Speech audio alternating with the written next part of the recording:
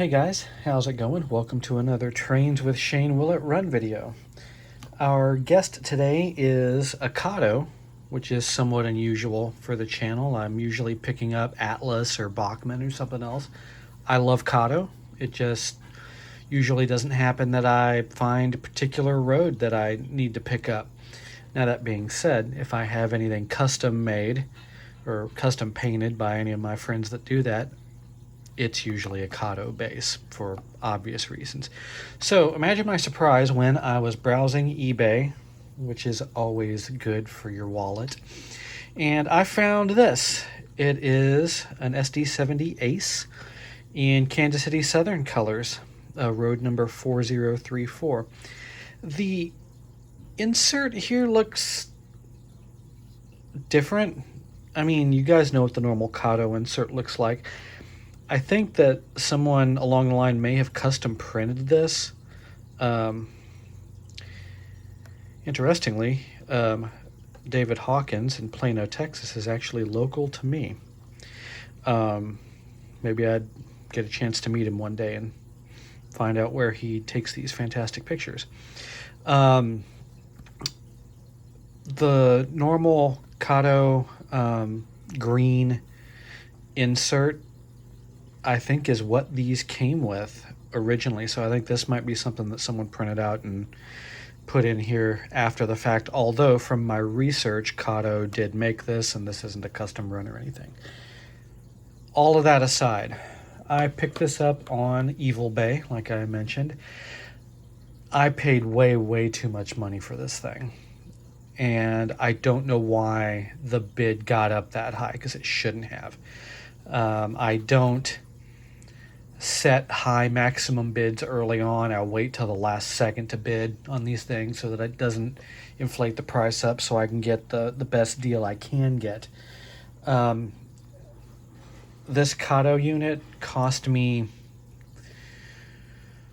probably $40 more than the Fox Valley Models one that I showed a couple of weeks back. This one, if you guys remember, the ES 4400. If you haven't seen that video, go check it out. So, this was way more than I would have paid for it normally. It does have DCC installed. I think it was installed after the fact. And honestly, it's not the greatest looking installation, if I'm honest. I have had the shell off of this, so I kind of cheated. It was sold to me, or sold in the auction, as needing some repairs. And what it said that it needed was that the truck would fall off. It doesn't now. I'll get to that. So, for those of you who don't spend a whole lot of time digging into these mechanisms, as any manufacturer does, the mechanisms change and they evolve over the years. Kato are the people who virtually pioneered the split frame chassis in N scale as we knew it, leaning probably heavily on the way Athearn was doing things back in their blue box days.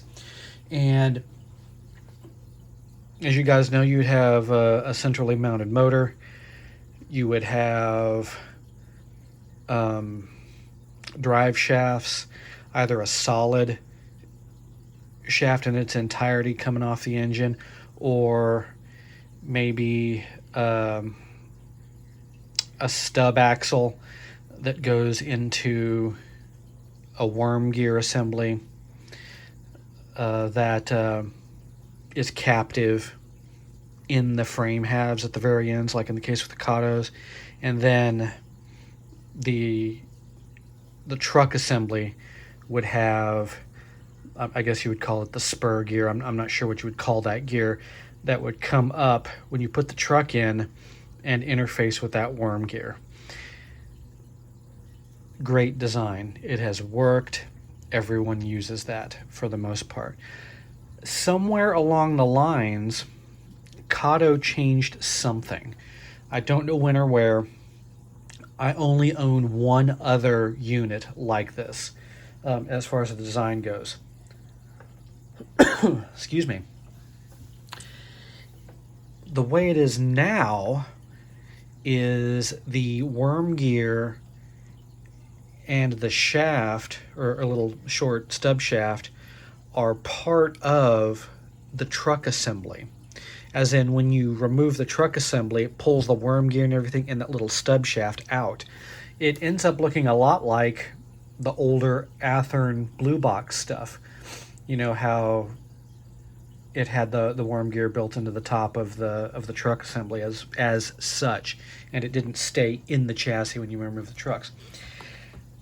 And a side effect of whatever change that was in the frames, and I guess I can go ahead and just pull this apart and show you, is that the trucks come off easy. I mean, they fall out.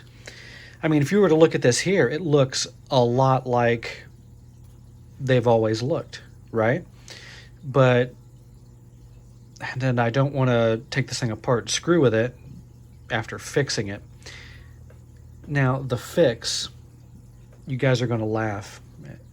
Check out that professional looking DCC installation. I might have to change that up and go with either a DC board or maybe a Loke sound. I think this is a TCS decoder, if I'm not mistaken. Shout it out in the comments if you guys know off the top of your head. Just by looking, I could probably take it out and flip it over and figure it out. But anyways, so the truck would fall out. The way that the trucks are retained isn't that much different than the way trucks have always been retained on the bottom of these things. There's little nubs on the outsides of the trucks, and those go into little recesses in the split frame that capture it. You guys know when you take the thing apart, you have to split the frame to get the truck to fall out. So if the truck keeps coming out on its own, there's just a little too much width in this deal right here. So I just used brute force and ignorance to fix it. I got out ye old Blue Point adjustable wrench,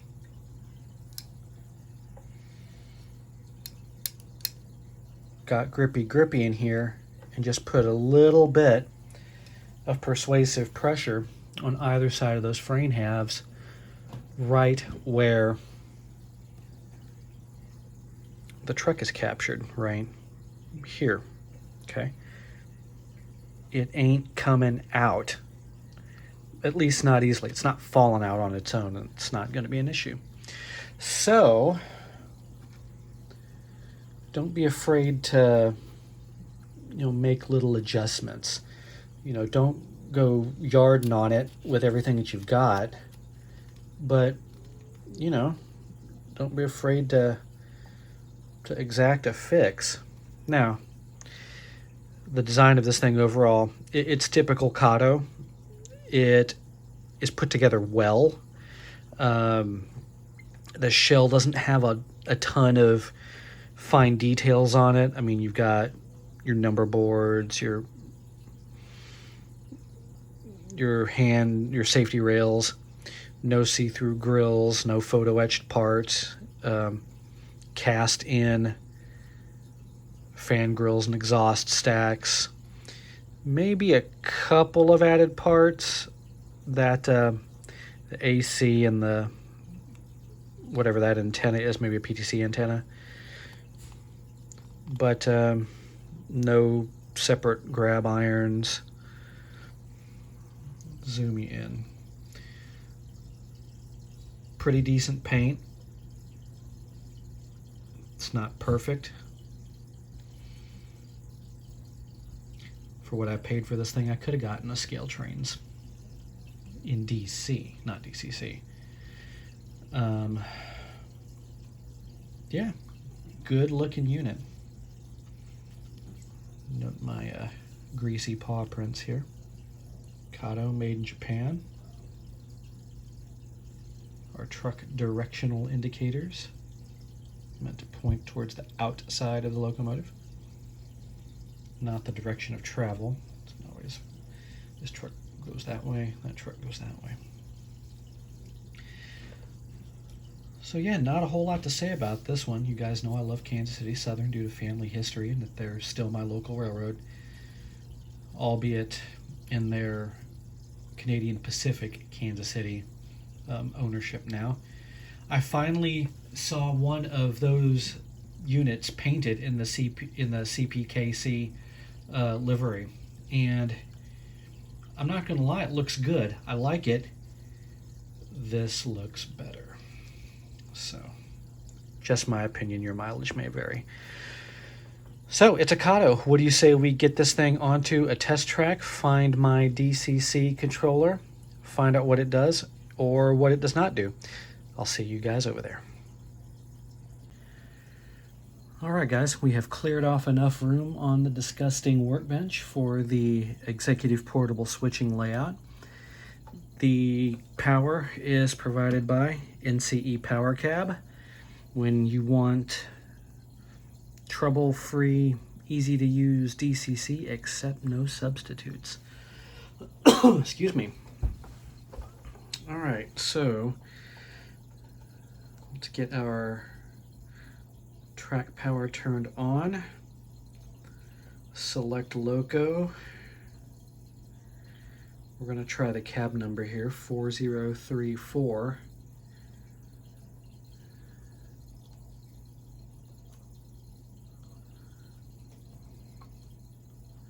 All right, so we've got headlights, off, on, off, on. All right, let's dial up a little bit of speed here. I don't know what type of speed steps are programmed in here. This is just 10 as shown. Creeps along pretty good. Chunks the Catfish and George the Platy are impressed, as you can tell. A tiny catfish, he doesn't care. A little more speed here.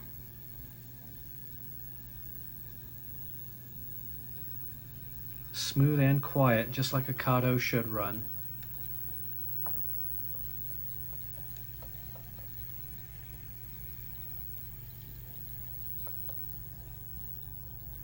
Okay, direction change.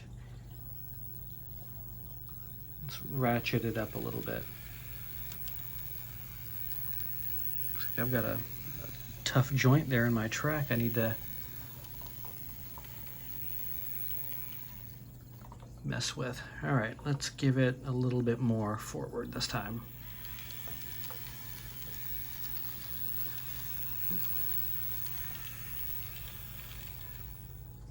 And one more back again. Yeah, see her stop right at that joint. I'm gonna have to break out the file or something and check that out. So, will it run? Thankfully, yes it will. And thankfully that means I don't have to swap out decoders or anything. As most of you guys know, I still prefer to run DC for reliability reasons. My problem with DCC is probably because I'm using DCC and sound, so you notice every little hiccup. So that's not a design problem, that's a Shane problem. But yeah, we have a runner, so not much else to do here. I want to thank you guys for joining me on another Will It Run episode on Trains with Shane. I've already got a few more things in the works here. I picked up some older stuff, some really early Atlas Kato N-scale stuff you guys might have seen on the community post page. I also got a old Concord GE U50. Those are pretty cool. Some other random stuff I may or may not show on a video. Some rolling stock I picked up on Facebook. these two units here, both Atlas GP35s, I picked up from a friend of mine. The bottom one was an undecorated unit that at some point someone painted the long and short hoods and didn't get around to painting the cab or the rails or anything. He got it like that, from my understanding. The NRE Fantasy Lease unit is one that he painted and weathered up a little bit, and I was very happy to pick up both of those, and you guys will see videos on those. I trust that they run because I trust the seller because he is a personal friend of mine, local. So you'll be seeing those sooner or later, probably in the coming weeks. The next couple of weeks through the end of August, first week of September, are going to be busy for me with life stuff. I have to take my mother to some doctor stuff in a couple of days, and then back for some other stuff. I think first week of September. Going to be out of town again somewhere in that time. My uncle on my mom's side passed away today, as a matter of fact, and we'll have to find out what the arrangements for his service are going to be. He was a veteran, U.S. Army, served during Vietnam, although was stationed in West Germany at the time, rather than in country in Vietnam.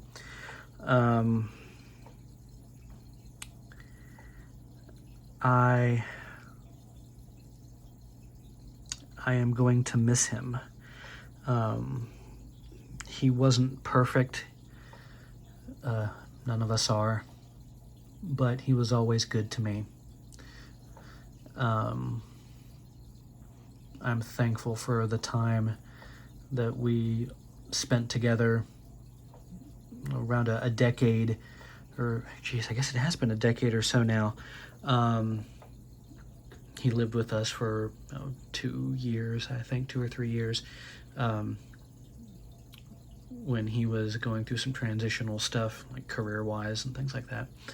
And as such, I got to spend a lot of time with him, and it was time well spent.